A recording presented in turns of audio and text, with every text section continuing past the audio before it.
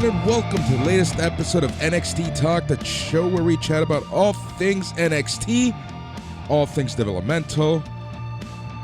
We're your hosts. I'm Boris, and as always, I am joined by Matt. Bonjour. How's everybody doing out there? We hope you're doing well. All things Iron Survivor Challenge.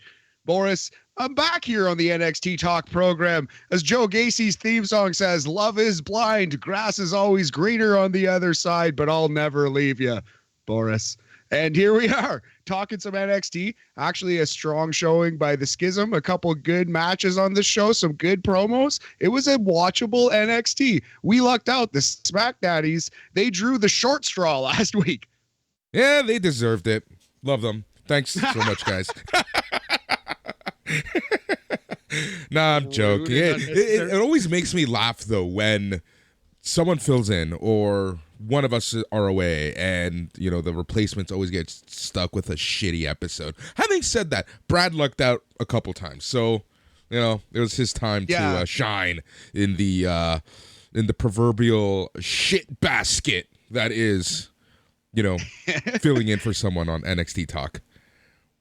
Also, and two, they weren't used to Vic Joseph and Booker T. We've kind of become accustomed to their particular brand of nonsense. Doesn't bug us as much. If by custom you mean me putting on a mute, me putting in my own soundtrack, yes, I've become very accustomed to Vic Joseph and Booker T. I'm joking. I don't do that. I need to listen to what they're saying too, right? Because that's the whole experience. When we talk about our pillars, we talk about the commentary, the stories, and everything in between. I don't know why I'm just like clapping so much. Really emphasizing the point. Also, Greg had no time for the barbershop segment, which we like in NXT. There were some good things on this show, though. This particular NXT that we're about to review, I think first off the hop, we got to talk about the Iron Survivor Challenge, though, man. Yep, the king. Sorry, the Iron Survivor Challenge. The King of the Mountain Survivor Challenge? Yeah, the King of the Mountain Iron Survivor Thingamadoo-bop. All right, so yesterday, I saw the news earlier in the day that Michaels was going to announce a new type of match, and I was super curious to see what this was going to be.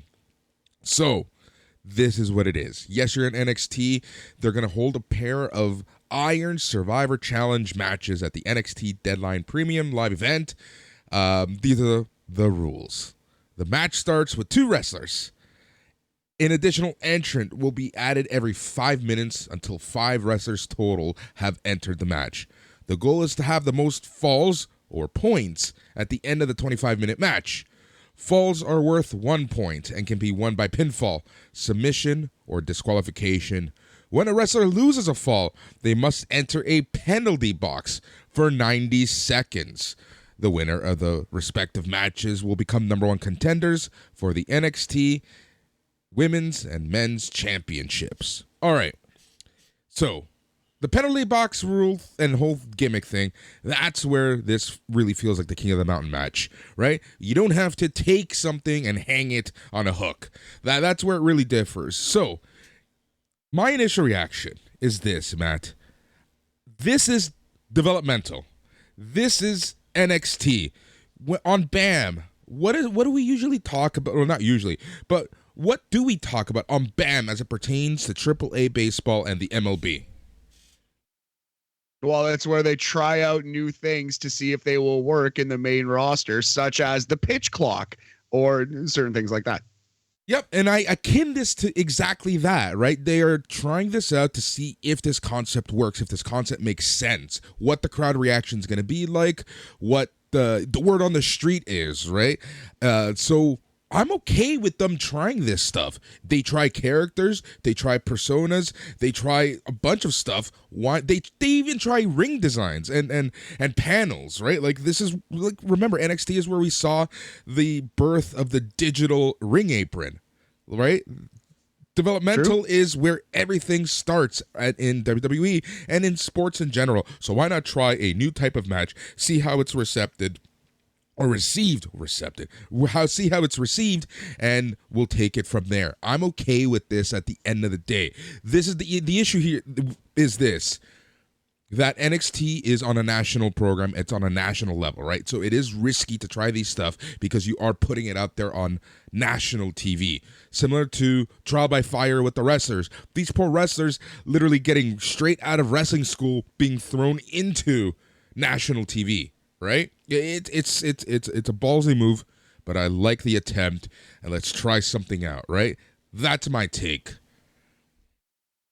Yeah, I generally agree. If you wanted to say this is like Russo-rific and it's taking two matches that suck and putting them together, whatever, you could say that. I can't really argue that. I think I'm excited for it. The penalty box doesn't bug me at all. I like the penalty box gimmick in wrestling. The penalty box isn't what made King of the Mountain bad. It was hanging the thing, and it was just the fact that they were convoluted matches often, with sometimes with some bad wrestlers, Jeff Jarrett winning all the time and stuff. But there are some awesome King of the Mountain matches, like some that I would rate like 4.25, 4.5 stars, honestly, like 1 or 2.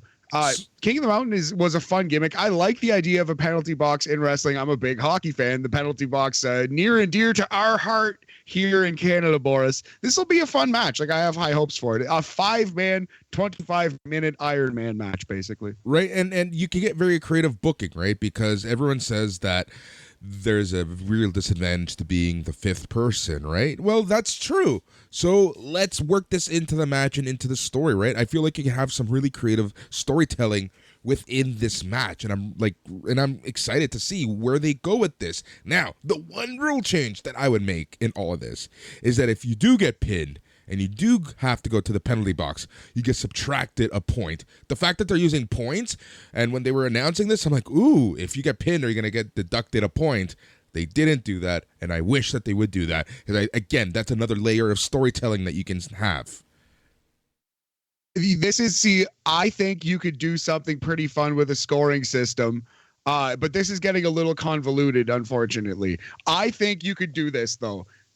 Pinfalls and disqualifications are worth, or pinfalls and submissions worth 2 points. Countouts, disqualification worth 1 point, and a loss, -1 point in any way. Yeah. So if you get a pin or a DQ, it's worth double. It should be worth more to get the decisive fall, right?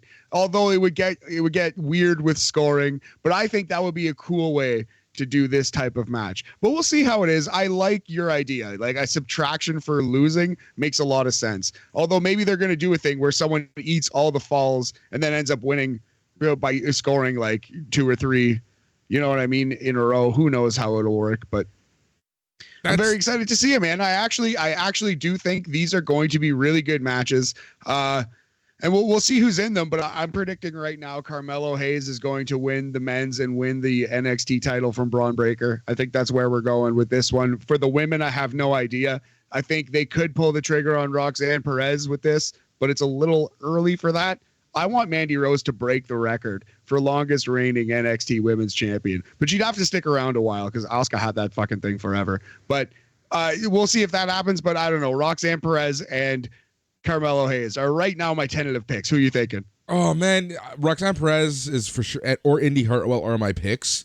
On the men's side, though, it's hard to say, right? Like, it could be something obvious like a Von Forehead at this point, right? Even though he just lost.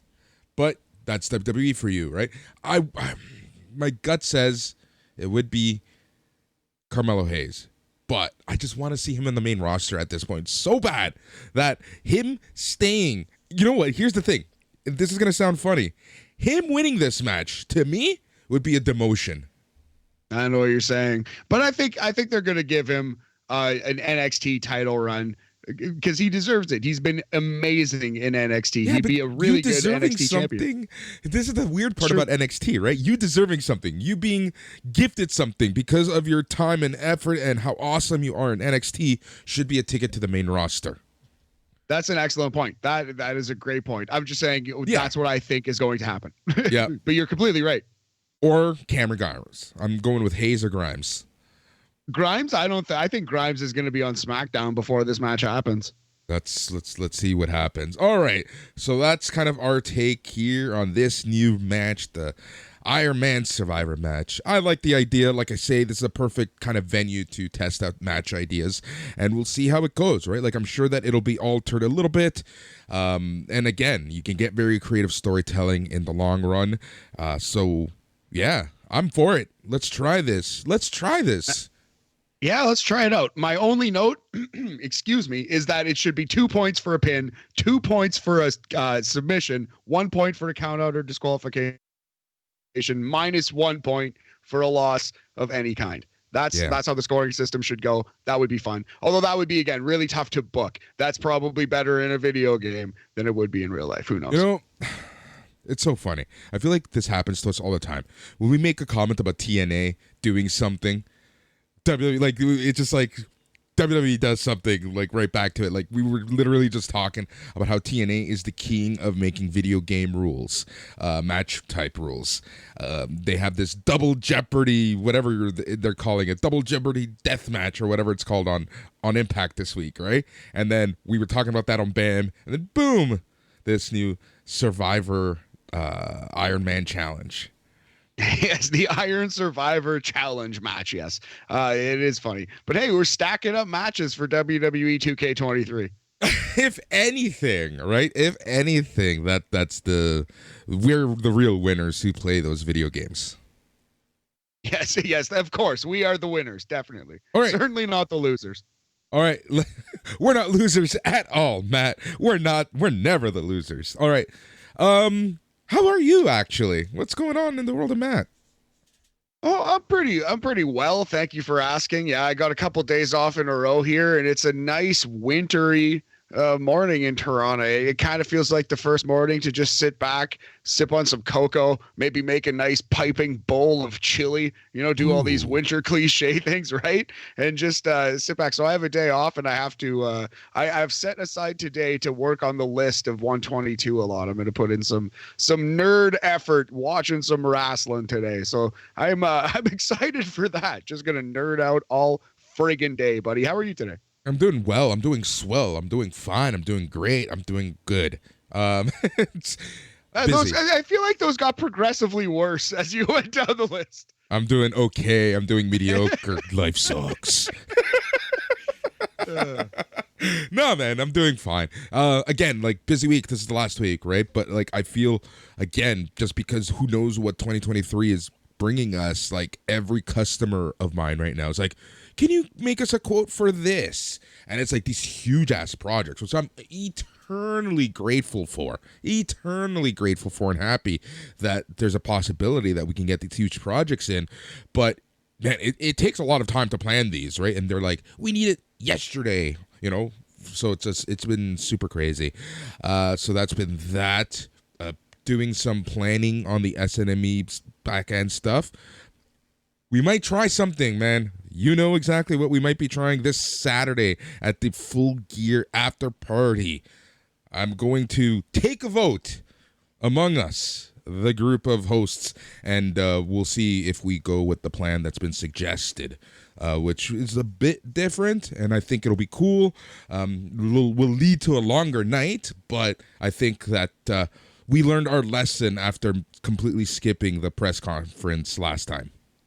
Yeah, exactly. So I don't know if the press conference of this next Full Gear is going to be, as eventful as Brawl Out was. The Gripe Bomb, as some people have dubbed it, both hilarious nicknames. But yeah, well, it's probably not going to be that eventful, but we got something cooking up. We're going to see if it'll work out. Yep, exactly. All right, so more news on that. And aside from that, man, just counting down the hours until my vacation starts. And I'm actually also been doing some planning on that World Cup show that we have on BAM. I'm actually really looking forward to doing that. That's awesome, man. Yeah, that's entirely your baby. I'll chip in here and there where I can, but I'm going to be working a lot. I'm not going to watch every single game also, but I will watch some. I ain't staying up or I ain't getting up at 5 a.m. to watch any World Cup. I'll tell you that. But I'll I will already watch be every up, so second. for me it's True. it is what it is, as we like to say here on BAM and NXT Talk. Yes, I'm going to watch every second of Canada though, for sure. And I'll watch as much as I can. I'll hop on the show every now and then, but yet hopefully daily podcasts after every single day during the World Cup on the BAM feed, like 20 minutes, 20, 30. We'll see. Yeah, it's not going to be long, right? It's going to be, this is what happened. This is what I liked. This is what I didn't like. This is what to look forward to. And we actually have some quote unquote correspondents in Qatar who are willing to jump on the calls. I'm actually trying to work something out with a buddy of mine to do like a daily diary, a Dear Diary type segment for every episode. Nice. Yeah. Dear Qatar? No, that needs work. I'm taking the World Cup date as the show name. That's as far as I'm going with these dad jokes. World Cup date by Boris. I love it. I love it so much. All credit to you on that one. We've been hanging out way too long way. Oh yeah, your idiot dad jokes are starting to seep into my brain. All right, let's get to the show because this show should go fairly fast. Again, quickly, Matt, you already said you like this show. I like this show. This was a competent show to watch. Let's just jump right into the stuff as the show did with the NXT Championship match. A match that had me worried that the future of NXT talk was riding on, because I swear to God, if Von Wagner had won, I would have quit. This episode would not be happening. Anyways, Braun Breaker with 2 Ks versus Von Forehead, Von Wagner with Mr. Stone for the NXT Championship. I gotta say, this wasn't the worst match. I was expecting a lot worse.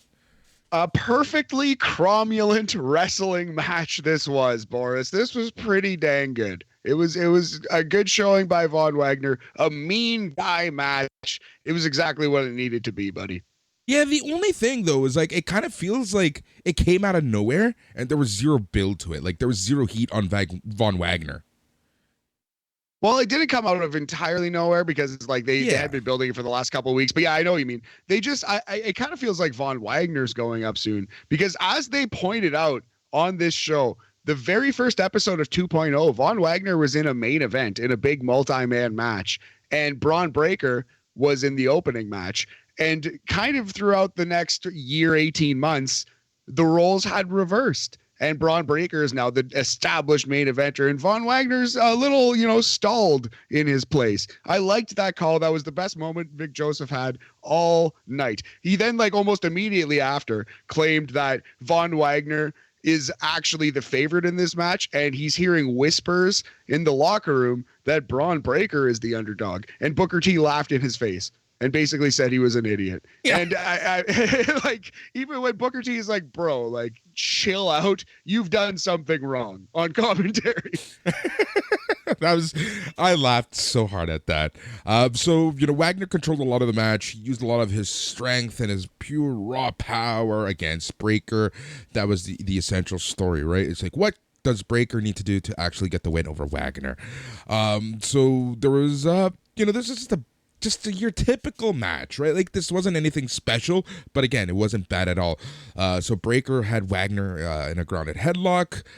This actually lasted the entire picture-in-picture, which was actually hilarious. Wagner escaped with a back suplex. He tosses Breaker to the steel steps at ringside. He chokeslammed Breaker on the steel steps. We got the censored holy shit chant. Wagner only got a two count there. I did like the story though that near the end of the match where Wagner kind of had Breaker, but he was toying with him a little. Maybe he toyed with him a little too much. So Wagner blocked a spear with a jackhammer suplex for a very close 2 count. He started cursing at the ref. This gave time for Breaker to kind of fire up and break up. Wagner ended up knocking Stone off the apron. Breaker's back gave away off a military press attempt. Wagner's back gave away. Breaker escaped a suplex, hit Wagner with a spear for the win in 13 minutes, 8 seconds to retain the NXT Championship. Yeah, so a long, competitive back-and-forth match. Seems like Von Wagner is about to turn on Robert Stone here. So, Boris, as I said before, I feel like Von Wagner's actually getting called up pretty soon. That's why he just jobbed clean. You know where Von Wagner's going to be in a month? He's going to be tag teaming with Baron Corbin under the managerial skills of John Bradshaw Layfield. Doesn't he just scream like perfect for that act? Should he, like, that could be a tag team, Baron Corbin and Von Wagner, big heel tag team. What about that? How do you feel about that? Baldy and forehead. Yeah, by God Almighty. Oh man, you could project Monday Night Raw on their foreheads from Friday Night SmackDown. Oh my God. I don't know. We'll see. The thought that out of everyone in NXT 2.0, NXT, whatever you want to call them, NXT, black and white, whatever you want to call this version of NXT, out of everyone that's come from this class, Von Wagner is going to be the first major call-up. Well, yeah, I guess depending on how you define that, yeah, he might be, man. I don't know, maybe not. Maybe I'm just grasping at straws. No, but it makes sense. They said they wanted to reevaluate. Yeah, exactly. They said they wanted to reevaluate all these people every 6 months to a year, and I think fired. Yeah. It's becoming his time. Anyway, Boris, as the Young Guns, we are done with star ratings. We're through with that nonsense. We like to rate matches out of 5, whatever the mood strikes us. And because this particular match was a battle of second generation wrestlers, I figured we would just do second generation wrestlers throughout the program here, Boris. So I'm rating this 3 Alex Wrights out of 5. It is a 60% dancing German man percentage. Das Wunderkind. I fucking love that guy. Braun Breaker is the real Das Wunderkind of WWE. Yeah, I guess so. All right. An Alba Fire sit-down promo. Oh, so did you just score that match? Yeah, 3 out of 5. Yes. Alex Wright, you were there. You laughed about it. I know. Ooh, longer week than I thought. All right, we get an Alba Fire sit-down promo. She hyped up her match against Mandy Rose. Zoe Stark was walking all alone. The most ballsy move anyone can do. Zoe Stark walking all alone in the NXT parking lot with some smug look on her face. That's how you know she's a badass. She did that. Yeah. All right. Braun Breaker's walking past the gorilla position, selling the back pain. He sat to rest a bit. He was confronted by JD McDonough, who taunts him a bit. And that was that. That says he will never be done with JD McDonough. I will never be done with JD McDonough. I wonder what writer got paid bonus for that one. I'm joking. Zoe Stark made her entrance to the Performance Center. She said her back feels so much lighter now that she doesn't have to carry Nikita Lyons. She talked about being on the shelf for 9 months with an injury. She said she came out like a bat out of hell when she came back, earned a shot at the NXT Women's Championship. She then was called into a meeting where everything changed. She said they called her to put her in a tag team with Nikita Lyons. The crowd booed.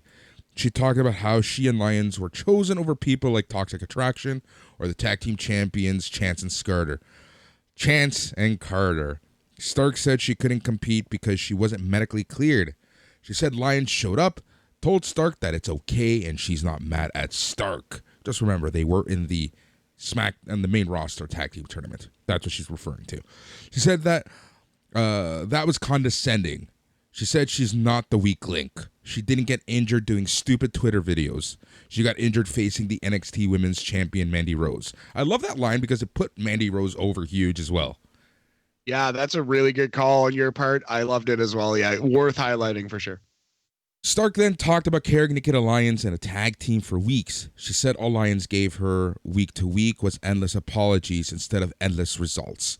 Lyons then pointed to the video screen which replayed Stark betraying Lyons at the end of last week's show. She said she did her best to help a younger athlete, but all she did was cling and leech off her. She said she's tired of all this.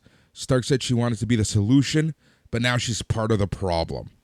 Stark said she didn't do stupid dances on social media like Nikita. She busted her ass in the ring. Stark said for the people who aren't cheering her, screw you. She said those are the people who like those stupid things that are posted. The crowd chanted, "Oh's always angry." She said she's not angry because she took care of Lyons. She said you people are the people that look at Lyons, pictures online, and dream of her at night. Stark then said she's undeniable and the hunter is now now she's the hunter while every other female in the locker room is the prey.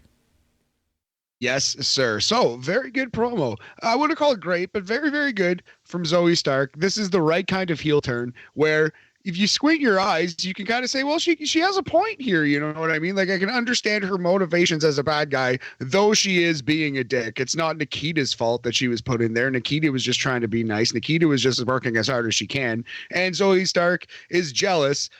You know what I mean? Also, if looking at Nikita Lyons' Instagram pictures is wrong, Boris, I don't want to be right. I'll say that on the record. But yeah, this was a very good promo from Zoe Stark. I'm into the heel character. She's a good wrestler, and I think she works heel style aside from a couple spectacular spots, which a heel can still do. You know what I mean? So I think Zoe Stark's pushed dominant heel is something I'm here for on NXT. This could be really good. Agree with you 100% and couldn't put it any better myself. So let's move on. The show then cuts to Andre Chase grading some tests. Duke Hudson shows up because he was asked to meet with Chase. Chase asked Hudson why he threw in the towel last week. Hudson said the truth is, it looked like Andre was in pain, and that's more important than a wrestling match. He said he just did it so Chase can live to fight another day. Hudson said he did it for Chase and to keep the university alive. He said it's guilty as charged that he bleeds red and black. Taya Hale shows up to talk about a test she took. She then commented that Duke Hudson is growing on her. This is a very good promo from Duke Hudson too. Fiery up in Andre Chase's face, but in a good way. He was yelling at him. He was saying, "Sir, you don't know the meaning of the word quit. So if I didn't throw in the towel, you would have had your shoulder destroyed. And then what happens? You know what happens to Chase University? If you go down, we all go down." And he built up Andre Chase while kind of perhaps disingenuously, Boris, showing his loyalty to Chase University. So I like this a lot, and I do hope. Usually I'm on the side where I just want all the baby faces to get along. I'm a sucker in wrestling like that, but I really want Duke Hudson to turn on these guys. I hope this turn comes. I think it could be awesome. Could really put Duke over as a strong heel because the crowd loves Chase University. So when and if this turn comes, could be really good for Duke. I'm hoping it is Duke turning. I hope they go with the obvious, clear choice in this turn. I hope this isn't something weird where everyone just latches onto Duke Hudson and leaves Andre Chase in the dust. Yeah, you know what it is, and Duke is good enough to do this. You can do the obvious thing if the promos are such where the fans believe that Andre Chase and Thea Hale would start trusting Duke Hudson. And that's exactly what this promo was. He won me over as a fan. He won Andre Chase over visibly. That was the point of the promo, And if the promos are good enough, then you can do the obvious turn and it will still get over. So I hope that's what they do because the promos are good enough. Yeah, I want the obvious one. I don't want the out of the blue Vince Russo booking to this feud. Yes, we have enough Vince Russo with the penalty box. Indus Veer Mahan and Sangha versus George Cannon and Ariel Rodriguez. Jobbers number 6543. Was it Rodriguez or Dominguez? I have Dominguez here. I have Rodriguez because it said Rodriguez on his tights. Oh, I did. There you go. I actually did not catch their name, so I am currently reading off the Wrestling Observer website. Shout out Chris Aiken for taking the notes on this. You're wrong. Owned. Boris, shots to Chris Aiken. No, thank you very much for your work, Chris Aiken. Anyway, yeah, so there was a spot in this match where Sangha picks up, I think it was George Cannon, and shoots George Cannon out of the Sangha cannon for a Beal from the apron. He's supposed to take the Keith Lee Beal spot, right, from the apron into the ring, except this man does not flip. He face plants on his face and shoulder and collarbone, and I thought his career ended at that moment. I thought so too. I was worried because I'm like, hey, when is he going to flip? When is he going to flip? Oh, he's not going to flip. Face plant. I don't know why we're laughing at this. Sorry, this poor man. I'm not a wrestler. Obviously, I don't know, but I believe from all the everything I've read and seen since watching this since I was 3 years old in 1990, that the rule is kind of generally take your own bump. And I think if I had to establish someone at fault, quote unquote, I don't think this was Sanga's fault. I think George Cannon should have rotated his ass over, and he did not. And he went kersplat on the fucking mat, and it was gross and violent and bad. Yeah, I love the fact that Cannon started the match, and then they brought in Rodriguez. My one thing... Oh, it was Rodriguez who took the bump, sorry. Yeah, it was Rodriguez who took the bump. Now, my one thing about this match is that, yes, it was only 2 minutes and 26 seconds, but it felt like it was too long. Really? I didn't get that sense. I had a lot of fun watching it the whole time. I thought it went the perfect length, personally. Yeah, it was fine. It was fine. It was just like it was good. I'm not even going to take a point off it. It just felt a little long for what they were trying to do, but I guess they wanted to really show everything that Indus Sher has. Like, hey, remember these guys? This is what they got. They did the sandwich spot. They did some cannon spots. They did some roly-poly-oly spots. They just threw people around. It was fine. I really enjoyed this. It was a good reintroduction to these two. So Indus Sher wins in 2 minutes, 26 seconds. Yes, I would like to give it as high as 3.5, but I there's a couple botches. That poor Ariel Rodriguez face plant, and also I think they botched their finish because I believe their finish was supposed to be like a demolition decapitation style thing, but with the leg drop. Yes, and it would have been really impressive. Sanga was halfway across the ring, and it looked like Veer wanted to leg drop this guy, but he kind of missed the leg drop and just kind of like patted him on the face on the way down. Yeah. And so it looked like they kind of botched their finish, but I still think it was so impressive and so much fun. I had a lot of fun watching the squash. I'm going to go 3 Charlie Dempseys out of 5 for this one. Second generation Prince William Regal. Yep. Fine. Competent match. After the match though, what happens here? Veer said he and Sanga have respect for the Creed brothers. He said the fans also respect the Creeds, but the Creeds do not respect Indus Sher. Veer said in India, Indus Sher are treated as celebrities, but in America, they aren't appreciated. Sanga said the only time they'll get respect is if they destroy the Creeds. Yeah, solid little promo here, and clearly setting up some Haas v. Haas action for the tag team titles. I'm into it. Yep. All right, Julius and Brutus were shown watching the monitor, where they said they'll step up to Indus Sher's challenge. Tatum Paxley and Ivy Nile showed up. Nile said she was happy that they don't have to worry about Damon Kemp anymore. Julia said they can't leave Veer and Sanga unchecked. Ivy said she thinks the Creed should be going after the tag titles instead of Indus Sher. Now, well, we shall see how this plays out, but I do think eventually Indus Sher will be crushing those men on the way to the Creed brothers. Yep. All right. The hardest working reporter in all of professional wrestling, Mackenzie Mitchell, interviews Wendy Chu. Chu said Jade hurt her by giving her insults that she hasn't heard since high school. She said she's going to give Jade 2 black eyes. A little bit of emotion here from Wendy Chu. I actually kind of liked this promo.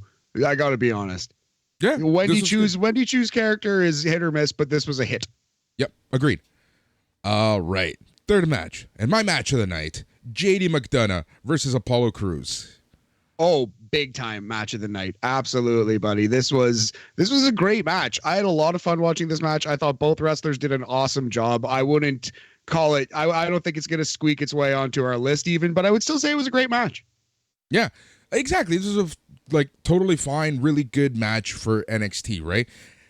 We only have room for 122 matches. Like, we have to remember, it's a problem, that, right? Like, that's the thing. Across, I'm trying to get all kinds of Joshi wrestling, like Tokyo, Joshi Pro, and Ice Ribbon and shit, all kinds of indies. Like, yeah, it's really tough. Yeah.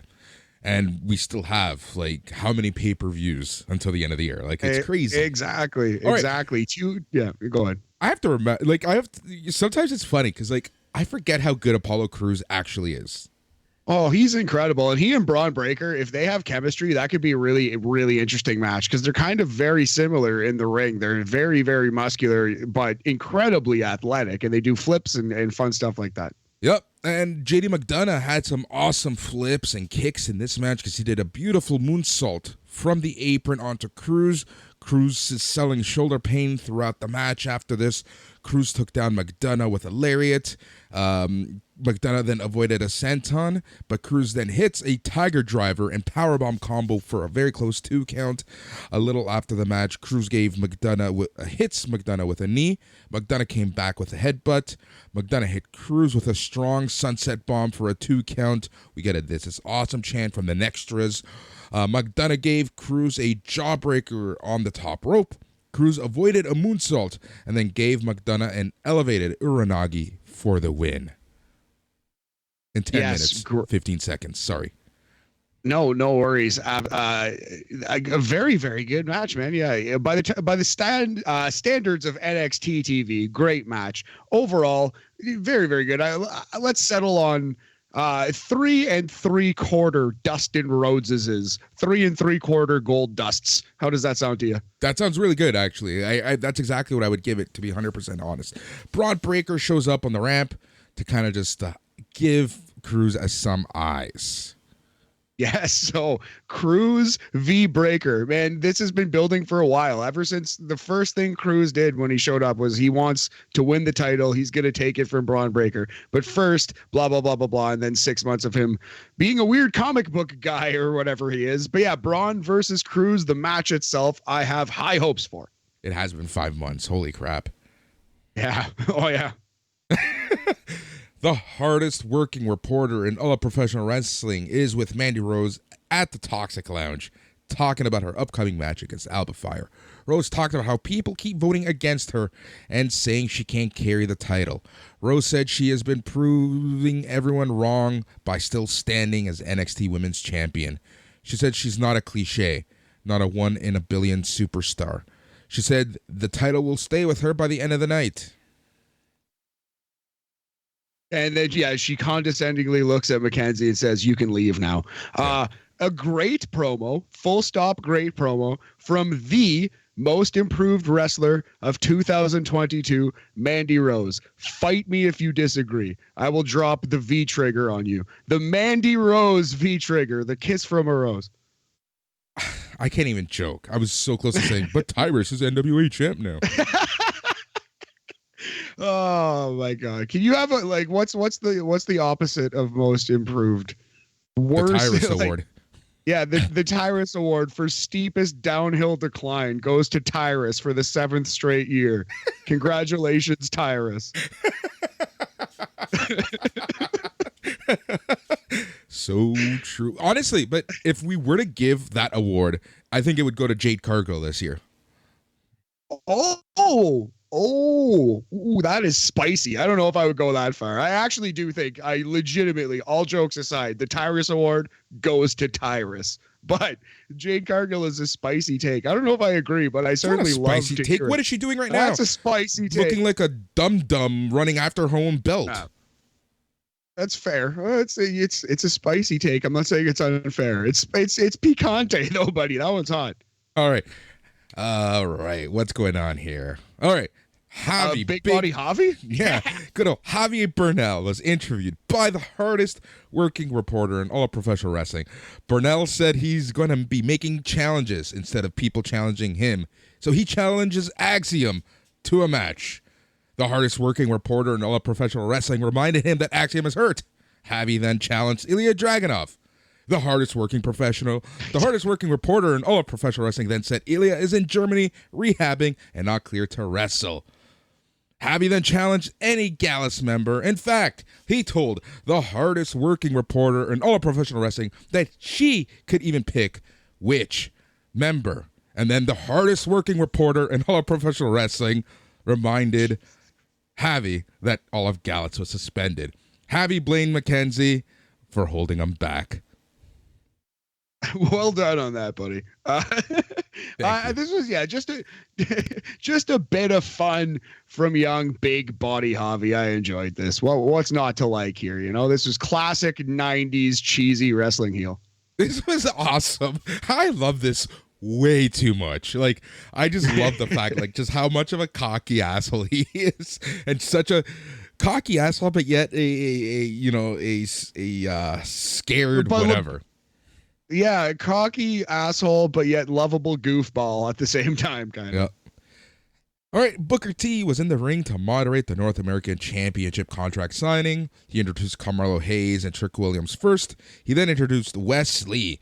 Booker said he's a fan of both the champion and challenger. Melo said as a lowercase G to real G, he's honored to be in Booker's Fave 5.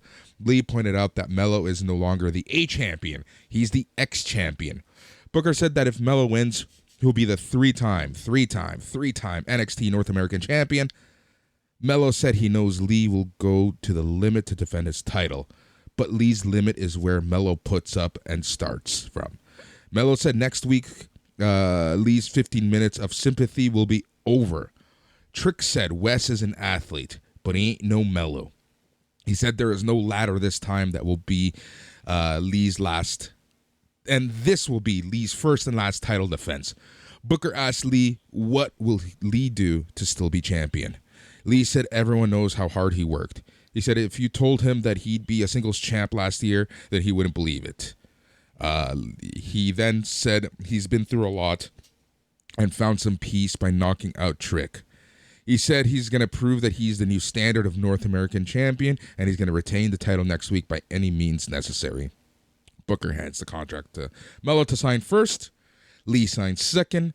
Booker said it's on. Trick taunted Lee by reminding him of the smash to the head in the locker. Booker T got in between the argument by saying that both men can save their drama for their mama and that saving the physicality for next week is a must. Booker asked, can you dig that, sucker? Yada, yada, yada. That was that. Excuse me. I loved this. This was the best thing on the show, in my opinion. Carmelo Hayes looked like $1 million here, figuratively and literally, just strutting out in a purple suit, similar to Eddie Murphy in Raw, 1987, I believe. But yeah, man, just awesome work here from everyone involved, Booker T included. This made me think Booker T should be the GM of NXT. He's much better doing this kind of stuff than he is doing commentary, I think. God bless Booker T, whose commentary I do like. Maybe he can come and call the all odd big match. I like him in small doses, but every week for a full 2 hours, it's already becoming a lot. So Booker T should be the GM of NXT.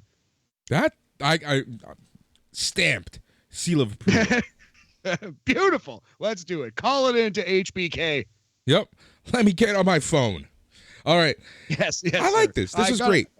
This was good. Yeah, very, very good stuff. You got to vamp a little bit here because I got to go get my water. I forgot it in another room. But this next promo was awesome too. And we explained the sweater vest, Boris. We got the lore of the sweater vest. Yes. All right, but before that, we had a T-Bar Donovan Dijak vignette. He pulled the good old Aguilar special. He was drinking in a dark room, drinking some whiskey. He said the truth is never simple until he sits at the table. He said then you can give him the truth or he'll beat it out of you. He said that NXT is a soft society, but that's going to change soon. He said he's not a product of his environment and hard justice is on its way. So that was this week's T-Bar Donovan Dijak promo. Really liking this. Excited to see him back in NXT. As Matt already alluded to, Odyssey Jones, Malik Blade, and Idris Sanofi were backstage. Odyssey wondered why Blade wears the sweater vests. He talked about his dad being a preacher who always dressed nice. He said the first fancy clothes his dad brought him was a sweater vest. He said he wears the sweater vest in honor of his dad.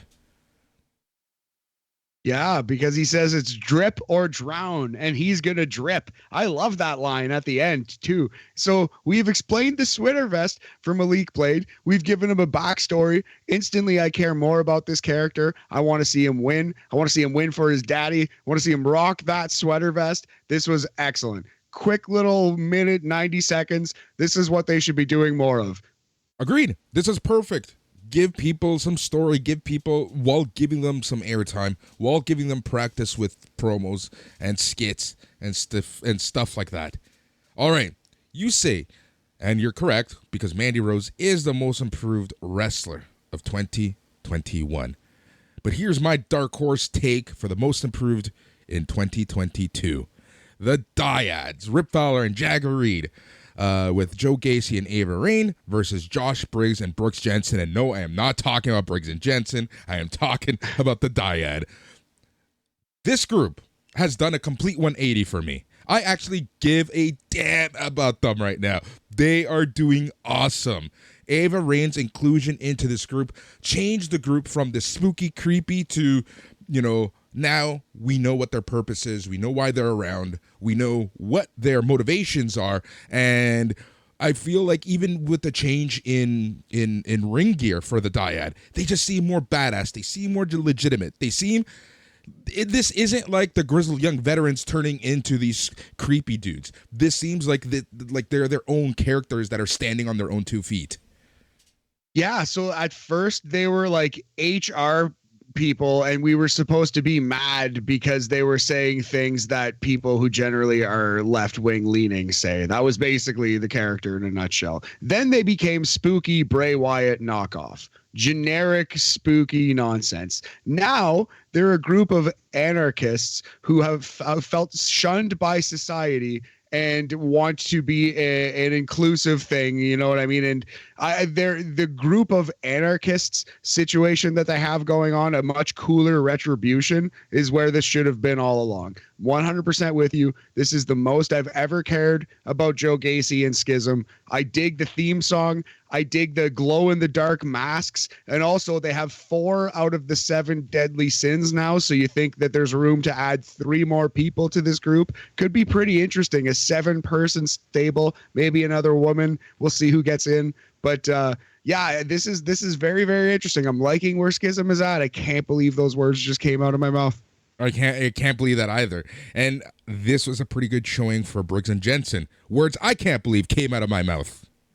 Oh, I have a beef with the finish though. This is straight up. This is a 3.5 star match that I am taking 2.5 stars from because of the finish. Yeah, we'll get into it.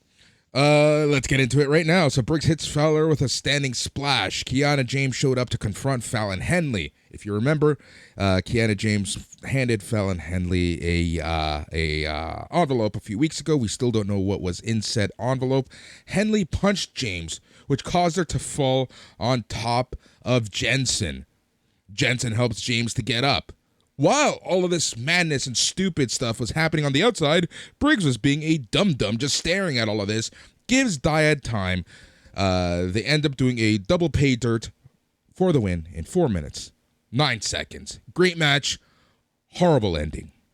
Yeah, so yeah, a good 4 minutes with it's worse than you even described, Boris, Yes. because Vic Joseph made it perfectly clear. He did not help Kiana James up. Vic Joseph made it perfectly clear during the replay. Brooks Jensen couldn't get to his feet because he was embarrassed. This was a boner joke finish. We left 2.0 in the dust a couple months ago. Please let the fucking boner jokes die. Why is this virgin character still a thing? Why are we still doing dick and poop jokes in 2022? Can we please fucking move on with Brooks Jensen? For the love of God, this character, he hasn't moved an inch in 18 months. I'm going insane with this fucking thing. Insert boner joke when you said he hasn't moved an inch. I didn't even mean to do that. That was a genius accidental pun. I did not even mean to do it, but I'm taking full credit for that one. Holy shit. Fucking goddamn it. Boner finish here on NXT. Come on. Grow up, Shawn Michaels, Heartbreak Kid. What were you in, Degeneration X or something? That's the issue, right? Like, that is the issue right there. Nah, it's wrestling. It's supposed to be silly and cheesy and wacky. Is a boner joke that much different than a headlock? I say yes. Some people might say no, but yeah, I hated this. We're going a single Eric Watt out of 5. Not even 2 Eric Watts. One singular Eric Watt out of 5 for this. I love it. All right, I love when you rant a little bit. Okay, then we got the Shawn Michaels promo introducing the Iron Survivor match. Let's just jump to the next thing because we already talked about that. So the next match was Indy Hartwell versus Tatum Paxley with Ivy Nile. Before the match, we saw that lights flickering, so someone is going to get fired or not. Tatum hit Hartwell with a drop kick. Hartwell got a 2 count after doing an overdrive. Hartwell worked on Tatum with methodical offense, I wrote down in my Slam report that you can read at slamwrestling.net. Hartwell tossed the mask to Nile after ripping it off. Hartwell then hit Paxley with a basement forearm for the win in 3 minutes, 59 seconds. Wow. It's kind of funny that I like that's basically what I wrote in my report. And all of that happened in 4 minutes. Yeah. So it kind of fell apart a little bit at the end, but I like Indy Hartwell's work right now as the heel turn being established. She's getting meaner. She's hitting people harder. It was still a little sloppy. Like Indy Hartwell was the ring general of this one, and then you're going to be running into some issues there. So I'm going 2 Greg Gagne's out of a possible 5 Greg Gagne's, son of Vern Gagne, Boris. Yeah, that's what I would give it. All right, what the hell happened after? Sorry, completely lost my spot. Gotta go down a little bit. I believe it was immediately the scripts. Immediately, all right. Yeah. All right, we get the whole script stuff. All right, so we get another promo from Scripps, who seems to be the jigsaw of NXT right now. Scripps talked about how easily they got past the WWE Performance Center security. Scripps mentioned they will make their NXT debut next week, saying they are faster than lightning and no one can match their ability. Scripps ended the promo by asking who wants to play a game. Okay, so I have a couple deep shots in the woods here. My official guess is this is Vincent from ROH. We've established that. That's my on the record. Here's a couple dark horses. What if it's evil Axiom? Axiom actually has an evil side, and this is the evil version, and it's like 2 characters. Sometimes he's babyface, sometimes he's heel, and then maybe he could feud with himself. Who knows? Like a Sin Cara Noir situation. Sure. Okay, here's another one. What's Wes Lee's old partner up to these days? Zachary Wentz. Zach Wentz is teaming with Trey Miguel on the Indies, not Impact, just the Indies. Exactly right, buddy. I don't think he's signed anywhere. Is it time to forgive Zach Wentz? Could this be Zach Wentz coming back to disrupt Wes Lee? You turned on me. You bailed on me. I had to sneak back into the Performance Center to get my job back, and now I'm here to cost the North American title. He said he's debuting next week. Next week, we will see that you and I are not the same. That's what he said. Next week, you will see that you and I aren't the same. This could be Zach Wentz. Also, the fact that he said he's faster than lightning and no one can match their ability.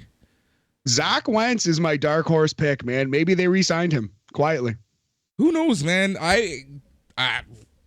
Let's go with this. I like that story. I really like that story. Okay, let's lock it in. Okay. I still actually think it's Vincent, though. It probably is Vincent. All right. After after this, Roxanne Perez confronted Indy Hartwell first by thanking her for her winning streak, or for congratulating her for her winning streak, but then questioned why she ripped the mask off Paxley. Hartwell said Paxley wouldn't care if she broke her nose, her being Hartwell, so she would do anything to get into the Iron Survivor match if it meant breaking someone's face. You just want to cheer for Roxanne Perez. She's just so darn likable. Roxy the Dragon Steamboat. I love her. I love it. Okay, main event time. Mandy Rose, Alba Fire, last women's standing match for the NXT Women's Championship. What you think, Matt? Good, not great. Not a lot to it. It was a little slow, plundery, and then they built to one big finishing spot. I'm so impressed with Mandy. She kept up with friggin' Kaylee Ray, man. She kept up with friggin' Kaylee Ray. Kaylee Ray's lost a step since Alba Fire. She's just lost a little confidence. She doesn't have a chance to do 20-minute matches against Miko Satomura or Toni Storm. Obviously is a big factor too. But Mandy kept up, man. Mandy kept up in this match. That's the thing. I think this was Alba Fire's best performance in WWE stateside. Give her time. You can see glimpses of Kaylee Ray here. Just give her some time. Stop giving her the bat and walking around being fake Sting. Just let her wrestle. Let her do what she does best, and that's wrestling. 100% agree with you, big homie. I did have one gripe in this match. One minor gripe. This is what happened near the end of the match. Let's jump to the end of the match. So, Rose was waiting for Fire to get up on the barricade when they're both on the outside. So she dove to Fire. Fire then hits a super kick on Rose and followed that up with a gory bomb on the apron.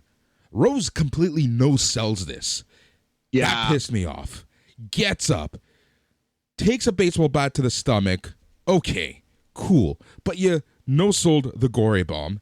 Fire then laid Rose on the announce table, climbed the ladder that was already set up. As Fire made it to the top, my girl, Isla Dawn, shows up, spits mist onto Fire, who went crashing through the announce table. Rose barely moved out of the way as Fire came crashing down. Rose then beats the 10 count, but Fire was still down and out on the collapsed announce table to give Mandy Rose the win, your winner, and still NXT Women's Champion, Mandy Rose. After the match, Mandy Rose limped to the back. Isla Dawn was in a manic state at the top of the ladder as we see technical glitches from previous weeks going nuts to close the show. Okay, so I think that we are to believe that the technical glitches were Isla Dawn all along using her witch powers, because they did dub her the modern day witch, much like Kerry Von Erich was the modern day warrior. Yes. Okay. Isla Dawn, we wouldn't be doing our job if we didn't say looking great. She was awesome in NXT UK character-wise. We like the spooky character. We like a little bit of cheesiness and nonsense in our wrestling, just a little bit. She wasn't full. She was like Mama Shango, you know. She was pretty. she was pretty off the deep end, but she wasn't like fully nonsense. It was like the perfect kind of wrestling cheese to me. But you know, your mileage may vary on this Isla Dawn character, because she is the spooky character that NXT so sorely needed. Apparently, this match was okay. Like I said, it was very, very slow until the finish, which was admittedly good. But the actual finish, like you said, featured that thing where Mandy Rose just no-sold the gory bomb onto the apron, which is a pretty big spot. What they should have done, it would have been very easy. You don't just have Mandy Rose stand up, have Kaylee Ray say to the referee, "Don't count. I'm going to put her on this table. I'm going to put the exclamation on this. I'm going to finish the fucking job. Don't you count yet. I'm doing this first." Then she puts her on the table. She goes up to the top. Then the whole thing works so much better. That's how they should have done this. Agreed. 100% on that. All right. Amazing. Let's do something different this week. Okay, do you want to rate the match before we move on? Yeah, we're going to go 3 Kevin Von Erichs out of 5 for this one because of the finish. It could have been higher, but the finish took it down. The 3 Zac Efrons? Yes, 3 Zac Efrons out of 5 for this guy. All right, so every week, because I do the Slam Report right now, I'm always on the NXT Twitter, and they have some digital exclusives. Want to hear some? Yeah, that would be awesome. Also, we started doing 3 stars of the week last time I was on, so I'm going to do that. I'm going to write those up real quick while you play a couple of these digital exclusives. All right, we're going to start one with Mandy Rose, where she doesn't want to hear anything about Isla Dawn. Mandy, congratulations on retaining the NXT Women's Championship, but what happened out there Whoa, with that? whoa, whoa. Okay, Isla had nothing to do with me winning that match. Just add Alba to the list of names and the list of excuses, because all I know is that I was the last woman standing, and I'm still your NXT Women's Champion, so put some respect on my name. There you go. That's Mandy Rose. Nice to hear a beautiful voice on this podcast with us just yammering on like fucking absolute idiot banshees. Good little promo there from Mandy. I'm telling you, she's doing good work right now. We have a second digital exclusive from Apollo Crews, and he's ready for his opportunity to take on Braun Breaker. Let's hear that one. Apollo, huge win over JD McDonough tonight, and you seem to imply at the end of the match that the NXT title is the next stop. And then you had a special guest show up. JD, first of all, he's been going around making a name for himself, injuring people. And he thought the same thing was going to happen tonight with Apollo Crews. But no. That definitely wasn't going to happen to me. And you talk about Braun Breaker, I got to say, I am glad that he came out at the end of my match. As a matter of fact, I was so ready to go that if we would have hopped in the ring, I would have done it right then and there. But Braun Breaker just had a match, and I wanted him at 100% so that when I do take that NXT title, there will be no doubt in anybody's mind who the better man was. Appreciate your time. Thank you. There you go. That's Apollo Crews talking about Braun Breaker. Yeah, good promo there from Apollo too. I like where Apollo's at right now. I like that strong babyface motivation, and it's very polite to your girl Mackenzie. That wasn't Mackenzie. That was Kelly Kincaid. Oh, nice to my girl Kelly. Yep. All right, 3 stars. You got him ready? Yes, sir. I got him right here. So number 3, the bronze medalist this week, we're going to give it to Isla Dawn. She's got to show up, I think. Big impact made. The modern day witch. Today's Tom Sawyer. Mean vibes. Anyway, so number 3 star, Isla Dawn. Number 2 star, Carmelo Hayes, and his Eddie Murphy suit and his awesome promo, his dope glasses. This is the A champion and the winner of the Iron Survivor Man Challenge 2022. All right. Who is your number 1 star for the November 15th edition of NXT TV? The gold medalist of this program, standing atop the podium. I'm going to sound like Booker T. My God, man. That's Mandy Rose. By God, Boris. Mandy Rose, the dominant NXT Women's Champion. Strong performance in the main event. Good digital exclusive promo. She is the star of this show on this night anyway. Agreed. Yep. She the show was built around that match, and she did a good job, minus a few minor things that we already talked about in the actual match. But I think that was more of a match setup, match layout, as opposed to, anything else. So can't fault her for that one. Overall, pretty good episode of NXT TV. Yeah, absolutely. I enjoyed watching this. A quick, easy watch. Mandy Rose's promo was great. Carmelo Hayes thing was great. And I'm excited for Deadline and the penalty box match. Yep, exactly. All right. Hopefully, just like this episode of NXT TV, it was an easy listen for everybody.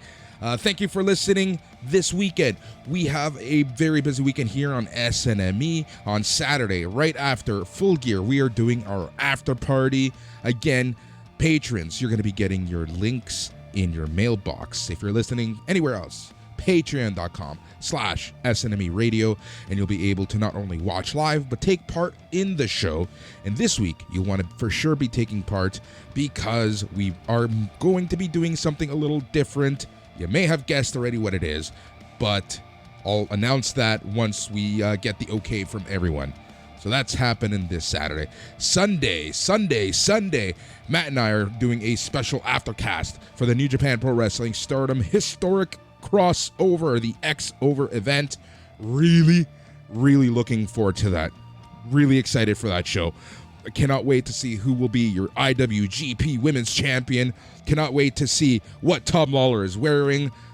Huge show. Huge show. Yes, sir. The trios team, the all-time king of trios, Shikara Nonsense, Great Muta, Toru Yano, and some guy named Okada. Kazuchika Okada. I am not sure I'm familiar with his work. No, the Great Okada, Ace of New Japan, teaming with Muda and fucking Yano. Taking on United Empire there. That's sure. Let's let it happen. But I'm telling you, Muda's gonna give the pin to Great Okan in that match. Really looking forward to that show overall. So that's happening this weekend. Year-end awards. They're coming last week of November. Just be ready for them. We do have a lot more shows to get through, so I don't want to send them out too early, but I also don't want to send them out too late. And there already is planning going on from the hosts for that show, for those shows, the best and the worst of 2022. Really looking forward to that. December 10th, ROH, pay-per-view, and then Deadline will tell you exactly how we're going to be covering that weekend coming up soon. He's Matt. I'm Boris. Until next time, stay tranquilo. Gotta wait until at least Full Gear and Survivor Series for best and worst of the year. You never know. Some big matches on both of those shows. Boris, thank you very much. Thank you all for listening. Yeah.